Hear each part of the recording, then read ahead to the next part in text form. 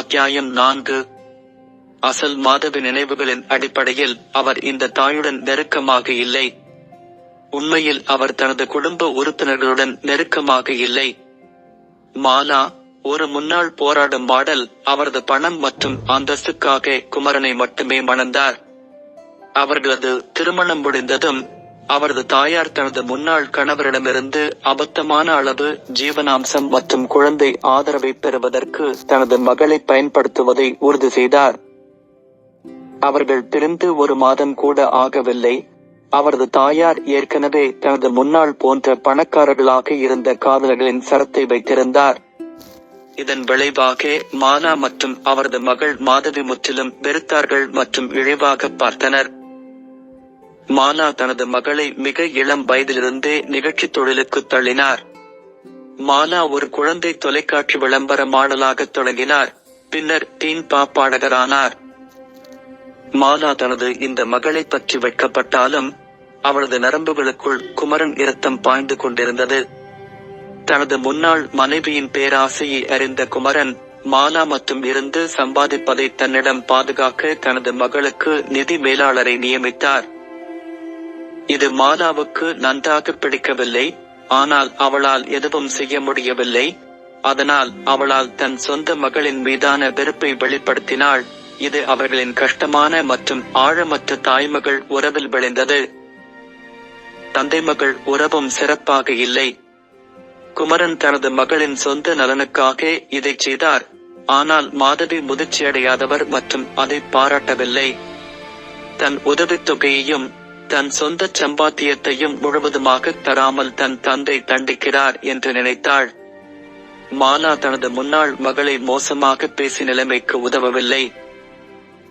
மாதவி தனது குடும்பத்தினரால் நேசிக்கப்படவில்லை என்று உணர்ந்தார். எனவே அவர் அதிக புகழுக்காக எல்லாவற்றையும் செய்தார். அவர் ஆத்திரமூட்டும் பாடல்களை பாடினார், காட்டு விருந்துகளில் கலந்து கொண்டார், பிரபலமான நபர்களுடன் தன்னை இணைத்துக் கொண்டார், மேலும் அவர்களின் கவனத்தை ஈர்க்க பல அபத்தமான செயல்களை செய்தார். மக்களிடமிருந்து அதிக அன்புக்கு அதிக புகழ் சமம் என்று அவள் அப்பாவியாக நினைத்தாள். ஆம், அவருக்கு ஒரு பொழுதுபோக்காக ரசிகர்கள் இருந்தனர். அவர்கள் அவளுடைய பாடல்களையும் அவளுடைய அழகையும் விரும்பினர். கருவழி தன் கோவில்களை தடவி பெருமூச்சு விட்டாள். இப்போது அவள் இந்த உடலின் புதிய உரிமையாளராகிவிட்டதால் அவள் எப்போதும் விரும்பும் சுதந்திரம் மற்றும் சுதந்திரமான வாழ்க்கையை வாழ்வதற்கு முன் அவள் முதலில் நிறைய சிக்கல்களை நேராக்க வேண்டும். மாதவி வாழ்க்கை ஒரு முழு குழப்பமாக இருந்தது, ஆனால் இந்த புதிய வாழ்க்கையில் அவள் உற்சாகமாக மூழ்கினாள். மாதவி நலமா? உன் தலை வலிக்குதா?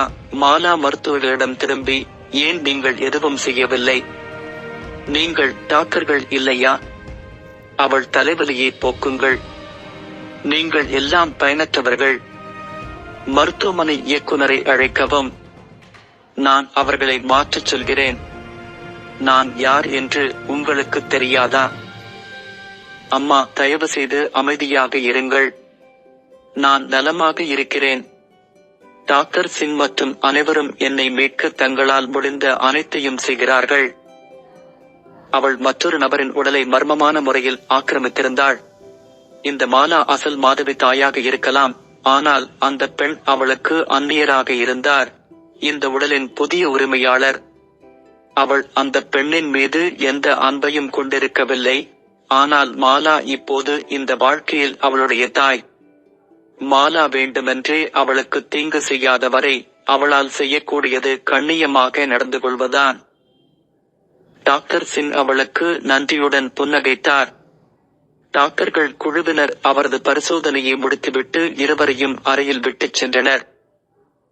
கதவு மூடப்பட்டதும் மாலா படுக்கைக்கு அருகில் இருந்த நாற்காலியில் மலர்ச்சியுடன் அமர்ந்தான். அவள் நீண்ட கால்களை கடந்து மிகைப்படுத்தப்பட்ட பெருமூச்சு விட்டாள். உன்னை பார்க்க வேண்டும் என்று உன் தந்தையிடம் கேட்க வேண்டும். நீ 1 வருடம் கோமாவில் இருந்தாய். 1 வருஷம். ஃபேஷியல் மற்றும் ஷாப்பிங் இல்லாத 1 வருடம் அது. திகில். என் பாவம் மகள், அவனிடம் நீங்கள் எதையும் கோரத் தகுதியானவர். பிரமாதமான விருந்துகள், கோமாவில் இருப்பது எவ்வளவு பயமாக இருந்தது என்று நீ அவரிடம் சொன்னால், அவர் உங்களுக்கு எதையும் வாங்கித் தருவார் என்று நான் நம்புகிறேன். மாலா மின்னும் கண்களைப் பார்த்து மாதவி பெருமூச்சு விட்டாள். அந்த பெண் ஏற்கனவே ஒரு தனி விமானத்தில் உலகைச் சுற்றிப் பறப்பதைப் போலவும், ஒரு படகில் கரையேறுவதைப் போலவும், தன் காதலருடன் காதல் பயப்படுவதைப் போலவும் ஏற்கனவே கற்பனை செய்து கொண்டிருப்பதை அவள் அறிந்திருந்தாள். எனது மருத்துவ கட்டணத்தை செலுத்துபவர் அவர் என்பதால், எனது தற்போதைய நிலை குறித்து அப்பாவுக்கு ஏற்கனவே தெரிவிக்கப்பட்டுள்ளது. அவர் என்னை பார்க்க வருவாரா இல்லையா என்பது அவர் சார்ந்தது. நான் குணமடைந்து விரைவில் வீட்டிற்குச் செல்ல விரும்புகிறேன்.